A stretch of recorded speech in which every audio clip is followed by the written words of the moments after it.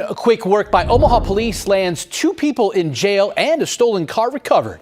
It all happened just within the past hour or so. Police tell us officers noticed a stolen car in the area of 30th and Charles Streets, so they tried to conduct a traffic stop.